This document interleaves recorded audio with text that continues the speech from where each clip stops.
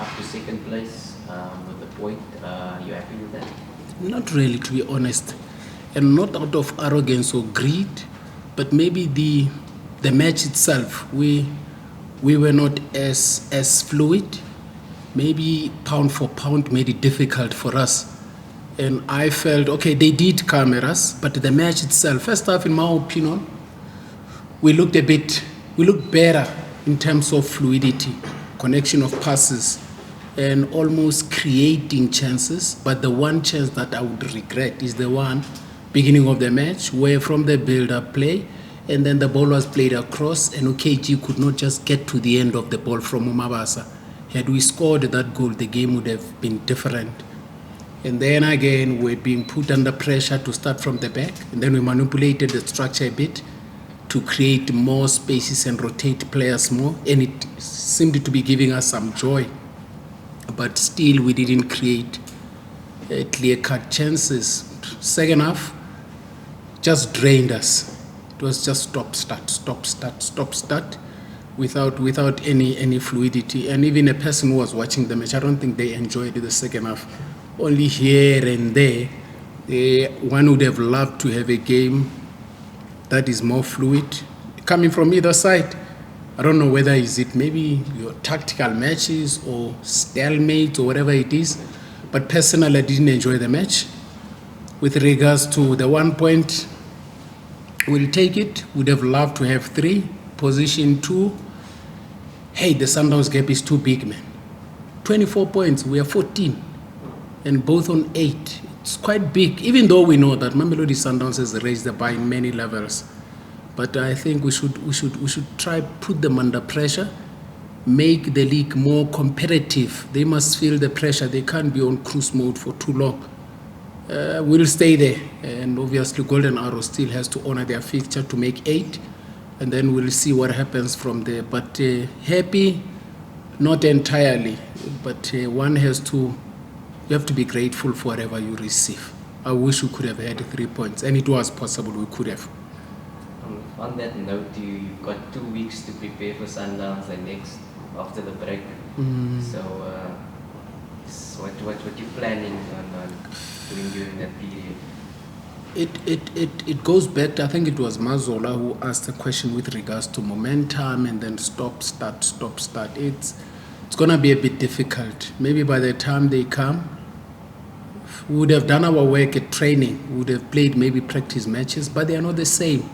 You would have loved to play against Mamelodi Sundowns at the back of some sort of rhythm, match fitness, and some sort of having a feel of the match. The feel of the match then would have been a little bit distanced, but the occasion itself is going to invite some emotion. And we'll be looking forward to that and see how far back are we from them. Because to be honest with you, one has to concede. They've raised the bar. We're chasing them. So whatever happens on the day, it will be a question of, okay, let's see how far close are we from them. But it's just going to be one of those matches that are quite tense. Coach, just an injury update on Allen. Keegan Allen. Keegan Allen is recovering well. He's actually they removed the plaster. He's just on a brace. And he's training with us, even though we're trying to avoid contact. He's a neutral player. He's working on his fitness. In no time, maybe 2 weeks should be, but one has to go to medics to get the exact time frame or time of his coming back. But he's training well. He's okay. He's just desperate to come back. There was moments where training he ended up, you can see he tackles and all that. He also falls on the hand and all that. We say to him, listen, kid, you got to take it easy because it's still a long way.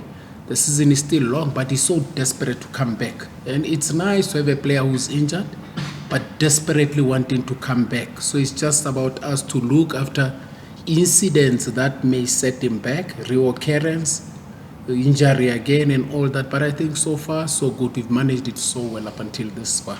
And on that, Coach, how eager are you to have him back? I suppose you do want the pairing of the two that you use now, Kwanda and CB. and understanding, but at the same time, complacency can creep in. That's true.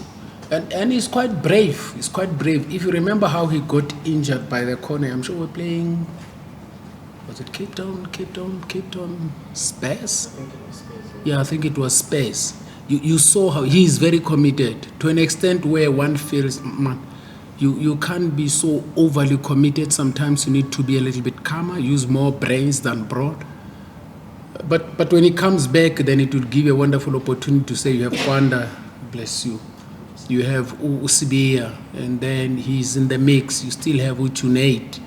You still have Usipo Sibia, the brother to Vos. So then you can make your choices. That's where then you'll start to have headache. But it's nice to have everybody available.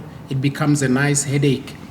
Because come to think of it, if anything were to happen to maybe Kwanda, okay, you have Juju. If anything happens to Uvusi, okay, you have Ulona, Usipo. But when we have all of them available, you have that luxury to choose as of, okay, this match is a little bit tough. It needs someone who's aggressive, someone good in the air, someone who can use the ball. So you literally have choices. So if we have him back, it will be a plus. We can't wait. Coach, when you accepted this responsibility of coaching Swallows, did you imagine to yourself second on the log after 8 matches? And I'm saying this with respect to you. Okay. I get what you say. All that I did, I brought my skill. Obviously, you know that there's going to be challenges in environments where you get appointed. And the fact that the environment was not as clear based on where I came from, it would have been very difficult, honestly, for me to say, I know that we'll win the league. I know that we'll be at position 2. But looking at the work we've been doing, looking at the players we have, even though we may not necessarily have the depth, but I think the players we have are responding appropriately.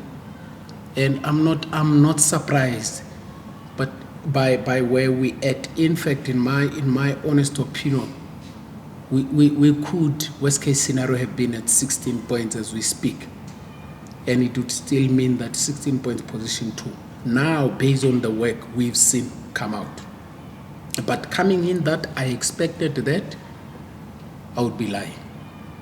All that I knew was that there was an opportunity to develop something from a product of years with heritage and history to try and see if we could revive it, bless you say.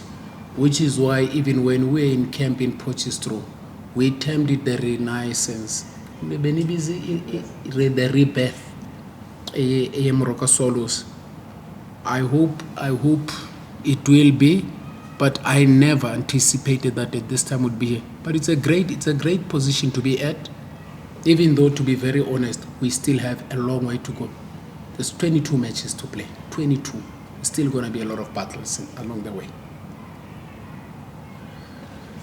Coach, just still on that narration, if I may call it that, the difference between you leaving a team where the spotlight was not on you as an individual, with all the facilities and every other thing that you have there, and then coming to a Swallows that is not as well equipped in everything as compared to Sundowns, as compared to Kaiser Chiefs, as compared to Paris, and you've been within those environments. Coming in, what did it take for you to say, I'm going to go there and try to fix this, when you know very well that you're going to hit some challenges? I mean, just to take you back, at Bloemfontein, you would pay the lawnmower, the petrol, and you would sometimes assist players to come to work because they never had money. All those stories that you've spoken about. Were you not, in a way, worried to say, look, I'm taking myself back to where I used to be, living in the world of milk and honey, if I may call it? I think my upbringing gave me a great introduction to adversity. And my upbringing never introduced me to Ugbai Cheese Boy. As such, my upbringing just gave me the... when Mazola went out Cheese Boy. If Mazola were to make a choice between leaving Mamelodi Sundowns and coming to Moroka Swallows, Mazola would say, listen, let me rethink my decisions. Anyway, kidding Zo. I think, listen, like any person, you wouldn't have loved to see yourself leaving a position like Mamelodi Sundowns. Everyone would wish to see themselves in Parktown.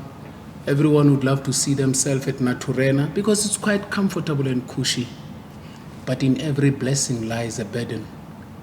And sometimes it is always best to go to modest environments where you can literally develop a product. And in modest environments, there's a higher level of appreciation than environments that are used to success and all that. It wasn't easy, but what made it easy to me was I come from nothing, Shaba. I'm a product of making yourself. And as such, you are not attached to luxury because you were not brought out of luxury. You were not born out of luxury.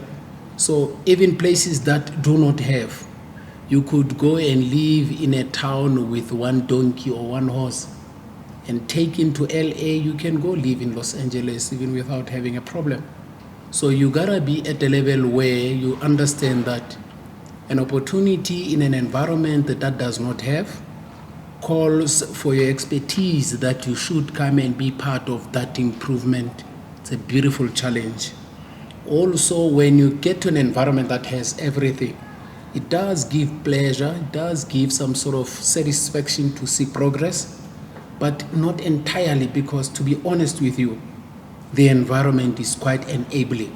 And not trying to say the Moroka Swallows environment is not enabling, but there's more challenges. And as I would always say to people, the greatest growth happens in discomfort. I'm not the same person at Sundowns as I am now. The biggest challenge is that if you were to twist and turn things around, could species in an environment that is enabling, could they survive here and be at this level? You can never know. And also, would you then have been better off or be exactly where you at with this feeling and emotion if this environment was quite enabling like you would find in other clubs in the league? That is also a question. But I'm happy that I took up the challenge, and it is exciting to see the product come through because our focus is more on the product. The outcome and the results are just the byproduct of it. I'm enjoying it. There's a lot of challenges, obviously, but it's quite something you look at and say, okay, let's see how we can go with this product. It's developing quite nicely. But I say thanks to my background. Coach? Yes, sir. The spotlight has always been with the captain, particularly when after he made that error during the MTN 8. Okay. Now, what have you done to the mindset? Because we are seeing a different kind of disciplined player and the motivation, because the way how he played today, personally, I would say he was outstanding. If I had a way, I would say your colleagues must give you a round of applause. That's exactly what my dressing room was saying. I was asking, okay, Palani did very well. And the other question was, it could have also gone to AJ. This guy cuts balls, first passes, anticipates, leads the team, keeps the team together, works. And I think this is the second 90 minutes he completes. And to be honest, beginning of the whole journey, AJ was not at the level where he could complete 90 minutes. And if you remember, Lucas Muripe, he suffered a red card in the 4th minute. And those are all things that they come on top of you. And again, the spotlight is on him. But you never tell a dog to bark, man. A dog will always bark. You never ask for a crocodile to bite. Crocodile will always bite. All you need to do is to throw enticing stuff to develop the instinct.